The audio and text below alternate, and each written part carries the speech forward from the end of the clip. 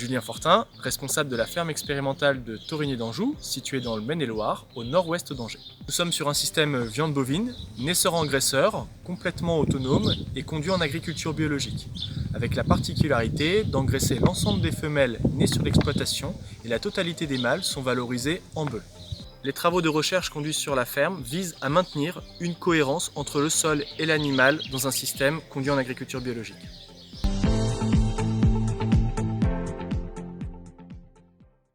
Alors nous avons 140 hectares de SAU à disposition, une centaine d'hectares est consacrée à la prairie et à la production d'herbes, qui est soit pâturée, soit récoltée en foin ou en enrubanage. Nous avons 10 hectares d'associations céréales protéagineux qui sont récoltés en fourrage. 10 hectares de triticale pois qui correspond au correcteur énergétique utilisé pour finir les animaux.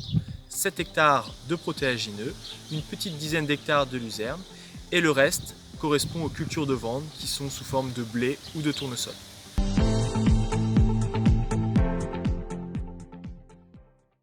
Alors, le troupeau de vaches allaitantes de race limousine est organisé en double période de vélage strict. Nous avons des vélages dits d'automne et des vélages de printemps. La totalité des génisses sont élevées sur la ferme et conduites pour un premier vélage dit précoce à 24 mois, de manière à limiter la phase d'improductivité des animaux. Toutes les femelles sont engraissées et les mâles sont valorisés en bœufs. Nous produisons des bœufs de 30 mois abattus jeunes et lourds.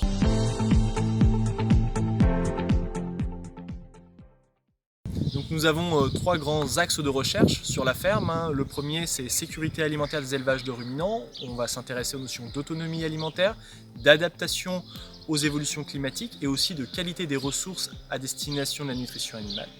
Le deuxième axe de recherche, ça va être la production de viande bovine en agriculture biologique, avec des travaux qui vont de la naissance jusqu'à la finition des bovins en allant jusqu'à la qualité de la viande. Et le troisième axe de recherche, sur les sols et grandes cultures, on va s'intéresser sur des aspects de rotation et de fertilité des sols.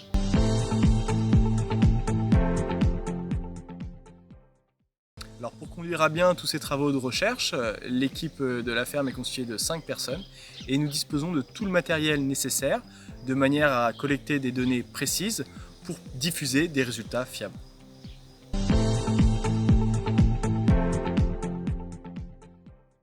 Alors nous avons conduit de nombreux travaux de recherche sur la prairie qui vont dans le sens de l'autonomie alimentaire.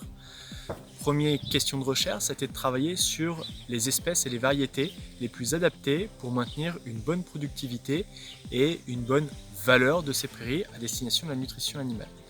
Deuxième action de recherche sur ces prairies, ça a été de travailler sur les doses de semis et les techniques d'implantation qui permettaient d'avoir des prairies bien implantées, suffisamment productives et suffisamment riches, encore une fois au service de la nutrition animale, que ce soit sous l'angle de fourrage conservé, mais aussi directement au pâturage.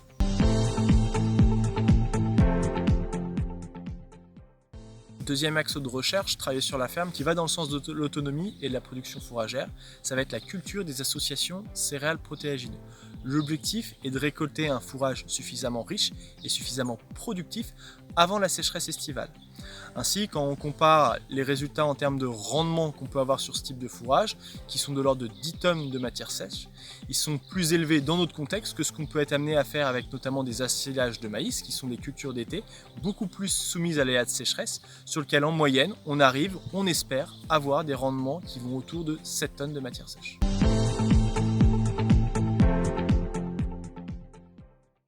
Alors, la technique d'implantation des prairies sous couvert est un vrai levier efficace pour atteindre ou améliorer l'autonomie alimentaire des systèmes. En effet, de manière très concrète, cette technique qui incite à une récolte au mois de juin de l'association céréales protéagineux permet dès la première année de bénéficier de 2 à 3 cycles de pâturage supplémentaires par rapport à un itinéraire dit classique.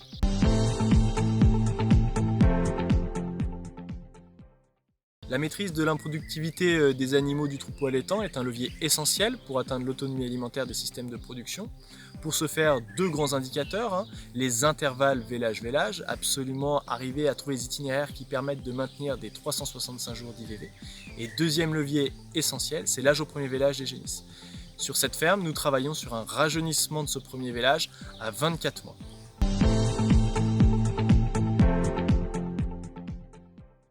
En Enfin, nous conduisons des travaux de recherche qui visent à réduire l'utilisation de concentrés en nutrition animale. Pour ce faire, nous travaillons en ce moment sur 2 grands leviers. Le premier va être sur la qualité des fourrages. Donc, nous allons jouer sur les stades de récolte et aussi sur les natures de ces fourrages. Et enfin, le deuxième levier, plus génétique, vise à travailler en fait sur un croisement dit terminal avec une race qui permettra de ramener des qualités de précocité dans la capacité des animaux à déposer du gras plus rapidement et par conséquent à être finis plus rapidement.